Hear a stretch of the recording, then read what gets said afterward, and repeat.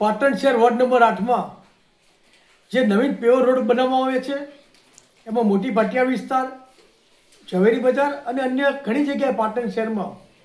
પાટણ નગરપાલિકા અને કોન્ટ્રાક્ટર દ્વારા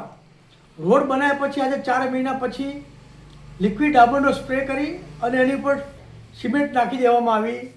છે. આ સિમેન્ટ નાખવાથી મારા વોર્ડ વિસ્તારના સ્થાનિક રહીશો, અવર જવર કરતા મુસાફરો અને સ્થાનિક વેપારીઓ ખૂબ હેરાન પરેશાન થાય છે. આ વસ્તુ અત્યારે કોઈ કરવાની જરૂર હતી નહીં, પણ કયા કારણે પાટણ નગરપાલિકાએ કરી છે ખબર પડી નથી. મારી નગરપાલિકાના બેન શ્રી હિરલબેન ઠાકરને વિનંતી છે અને તાત્કાલિક બાંધકામના અધિકારીઓ મારફત તપાસ કરાવીને આજે નવીન બનેલા પેવર રોડ ઉપર